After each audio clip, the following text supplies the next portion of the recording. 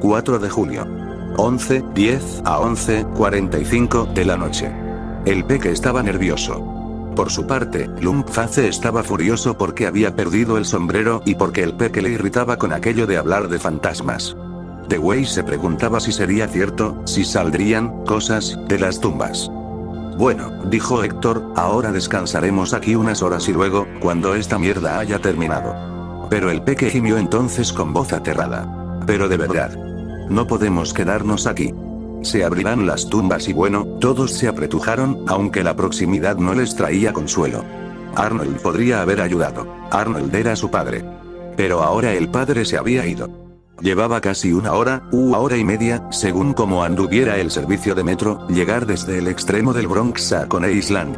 Pero esa medida no servía ahora, porque ellos permanecían acuclillados bajo la sombra oscura de una tumba, mientras los pequeños querubines mofletudos les sonreían cada vez más maliciosamente, a medida que se aproximaba la medianoche. Porque todos los policías de la ciudad podían estar alerta y haber establecido puestos de vigilancia, porque el pacto entre las bandas de la ciudad había terminado ya y podían empezar a atacarse mutuamente de un momento a otro.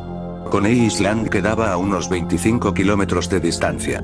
Pero lo mismo podrían ser 25.000, pues entre aquel punto y su barrio podía sucederles todo. Y si no hubiese ningún plan, si dejasen de ser una familia porque el padre había desaparecido, y tuviesen que estar allí. Entonces, bueno, entonces la distancia a recorrer resultaría infinita. Y ese era el motivo de que Hinton, que no creía en fantasmas, no viese la necesidad de abandonar aquella noche un sitio tan agradable y tan fresco para recorrer toda aquella distancia de espacio vacío, a la luz de la luna, hasta la estación del metro. Había tiempo de sobra. Pues bueno, yo me iré por mi cuenta, dijo Lumpface.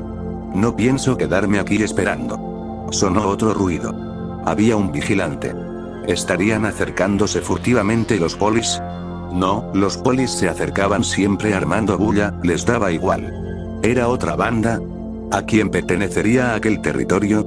Nadie lo sabía. Bueno, si lo que os molestan son los espectros, chicos, ¿por qué no salimos de aquí y lo resolvemos de otro modo? Héctor hablaba con frialdad, con sarcasmo, confiando en que no fuesen estúpidos y aceptasen quedarse. Pero hasta Bimbo dijo que no quería quedarse. Cuando Héctor vio cómo estaban las cosas, razonó un poco y accedió. Se reorganizarían, elegirían, continuarían como una familia, porque de no hacerlo así ya sabían lo que les esperaba, todos dijeron que sí. Pero, bueno, tenemos que darnos prisa, dijo el peque. Eligieron. No hubo discusión en cuanto a que tío Héctor se convirtiese en padre provisionalmente. Lumpface quería ser el padre y se votó a sí mismo. Por eso les miró furioso al no salir elegido. Los otros no eligieron siquiera a Lumpface para tío, porque no podían fiarse de lo que fuera a hacer. Votaron a Bimbo, que era frío, calculador, seguro. Un buen peón para tenerlo al lado en caso de pelea o de lío. Lumpface se convirtió en el tercer mandamás, en el hijo mayor, y esto, en cierto modo, le satisfizo. Darle un puesto más bajo habría traído problemas. Tenía 16 años, estaba casi siempre medio achispado, pero medía más de 2 metros y era ancho y fuerte. El segundo hermano era Dewey. Tenía 17 años, llevaba mucho tiempo en la familia y era de fiar. El tercer hermano era Hinton, a quien consideraban un artista porque tenía talento para la caricatura y dibujaba letras muy guapas. Él era quien llevaba el lápiz mágico y dejaba la señal de los dominadores por donde pasaban. Todos le creían un poco chiflado porque cuando le daba la locura de la pelea, hasta Lumpface le tenía un poco de miedo. Pero ese era el secreto de Hinton. Al no tener fuerza o coraje suficientes, sabía que todos temían a un chiflado, por lo que se hacía el loco de vez en cuando y así le respetaban. El hermano más pequeño era el peque, una especie de mascota, en realidad todavía un mocoso, pero con coraje. Les gustaba enzarzarlo con las mascotas de las otras bandas, para ver luchar a los pequeños. No solo era el más pequeño del grupo, sino que se llamaba realmente Peque.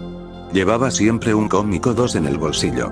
Después de la elección, Héctor mandó a Bimbo que pasase la botella para beber todos una ronda. Lumpface tomó 2 tragos, pues estaba furioso por lo de su sombrero y por lo de la elección. Héctor les dijo que fumasen, pero que encendiesen el cigarrillo tapándose con las chaquetas para que no se viese la llama. También les dijo que no fumasen más de un cigarrillo, mientras él intentaba elaborar un plan de acción. Lumpface pensó que lo más lógico era discutir democráticamente los planes, pero Héctor indicó que él era el padre y que el deber de Lumpface, como hijo mayor, era obedecer. Lumpface estaba furioso, pero no dijo nada más. Lo que había que hacer era bajar la colina, saltar la valla, cruzar la calle, atravesar aquella autopista y el río, seguir luego hacia arriba, hasta el Prado Grande, cruzar la barrera de casas de apartamentos, bajar al metro y encaminarse a casa. Este era un modo de hacerlo. El otro era telefonear al funcionario del comité de la juventud que tenían asignado, Wally, decirle que estaban en un lío, hacerle subir hasta allí y que les recogiera en su coche. Entonces, les dijo Héctor, como aquel carca de Valle intentaba conseguir un éxito con los dominadores, pensaría, al fin ha llegado el momento de hacer un favor a la familia. Ellos lo enfocaban de otro modo, por supuesto, porque Valle era uno de los otros, así que, ¿por qué no utilizarle? En esto estaban todos de acuerdo. Bajarían, se acercarían al metro, llamarían a aquel tipo y le harían venir. Si no venía, cogerían el tren y se irían a casa. No estaban seguros de dónde se encontraban. No estaban seguros de hacia dónde iba el tren, si hacia abajo o hacia arriba. Con eso era suficiente. El peque comenzaba a ponerse nervioso por tener que seguir allí e intentó apurarles para que acabasen los cigarrillos. Lumpface preguntó quién tenía poder, quién iba armado. Nadie. Padre Arnold tenía la pistola 22 que había que darle a Ismael como prueba, pero Arnold probablemente estuviese ya en el coche celular. Nadie había ido armado porque habían obedecido las instrucciones del pacto al pie de la letra. Eso hacía que la distancia pareciese aún mayor. ¿Cómo podrían cruzar todo aquel territorio sin ir equipados para cualquier acción? ¿Y si aquel majadero del comité de la juventud no aparecía? ¿Entonces qué? Hinton preguntó por qué no podían quedarse allí un poco más. No le hicieron caso. ¿No viste a Ismael, amigo? Ahora ya no es tan grande. Zas. Justo por el ojo derecho, dijo Lumpface. Ismael era un gran hombre y tuvo una gran idea, replicó Héctor, bajando la cabeza en señal de tributo. Lumpface no pensaba lo mismo. La idea no le parecía gran cosa. Era incluso una perogrullada. No deberíamos largarnos de aquí.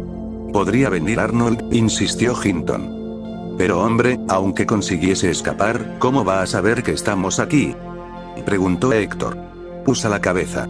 Y luego les dijo que sacaran sus insignias. Llevarían las insignias. Eran la familia. Hinton planteó si sería prudente andar por la ciudad identificándose y dejando que todo el mundo supiese quiénes eran y qué eran. Héctor se enfadó y dijo que viajaban como una familia y que eso significaba llevar las insignias. A Héctor le pareció que era justamente algo muy propio de Hinton decir aquello. Hinton aún era nuevo. Llevaba poco tiempo en el barrio. En la banda solo unos 8 meses. Miró a Hinton entre las sombras. La expresión de Hinton era suficientemente fría. Apoyaba la cabeza en la piedra, parecía casi aburrido por todo el asunto, tenía los ojos cerrados, tamborileaba con los dedos en el mármol. Bueno, probablemente fuese solo que Hinton no tenía suficiente sentido de la tradición y de la familia, pensó Héctor. Lo adquiriría con el tiempo. Lumpface dijo que si Hinton tenía miedo, podía quedarse allí a pasar la noche y dejar que otras bandas o los polis le cazaran, o que las ratas le confundiesen con uno de los cadáveres y acabaran con él. Héctor replicó a Lumpface que no debía tomarse el consejo por cobardía, y que no debía ofender así a su hermano menor, salvo que quisiese vérselas con él. Lumpface afirmó que lo sentía, como hijo, pero había un tono de burla en su voz. Héctor lo aceptó como una disculpa para evitar problemas en aquel momento. Hinton dijo que no era cuestión de miedo, sino de que ellos, los otros, les reconocerían. No eres tan famoso, hijo. No eres Ismael. Pero llevamos las insignias de una banda. ¿Y cómo van a saber de qué banda somos? Eso da igual, hombre. Andan detrás de todas las bandas de este territorio. Después de lo que vieron, cogerán a todos los que tengan entre 14 y 20 años y parezcan malos. ¿Y quién va a parecer bueno esta noche? Héctor dijo que llevarían las insignias, y que quien no lo hiciese así podía recorrer el camino de vuelta solo. Hinton comprendió que la discusión había terminado. Sacaron las insignias y se las dieron a Héctor. Luego se arrodillaron ante él para que se las colocase en los sombreros. Lumpface estaba furioso porque había perdido el sombrero y no quería estropear su chaqueta con marcas de alfileres, pero Dewey dijo que Lumpface podía llevar un pañuelo atado a la cabeza y prender en él la insignia. Héctor llevaba la insignia en la parte delantera del sombrero, los demás a un lado. Héctor les dijo que, si el funcionario del Comité de la Juventud no acudía en su ayuda, podrían ir como una expedición de guerra, porque significaría que se habían acabado todas las treguas, que el lío era gordo y que la policía estaba por todas partes. Y acabaría cayendo sobre ellos. Uno no podía confiar ya ni en su padre. Todos se echaron a reír. Era un viejo chiste de la familia. Héctor ordenó a Hinton que dejase la marca de la banda. Hinton sacó el lápiz mágico, trazó sobre la tumba el signo de la familia, dominadores, y le dijo al peque: esto lo dejo para los fantasmas. El banco de nubes se había aproximado un poco más. Héctor palmeó el hombro a Hinton y sabiendo que Dewey estaba vigilando la zona por si había enemigos, salió de la tranquilizadora oscuridad, agachado. Corrió colina abajo en breves carreras hasta desaparecer en una sombra. Luego, Héctor dio una palmada en el hombro de Lungface, quien también se lanzó colina abajo.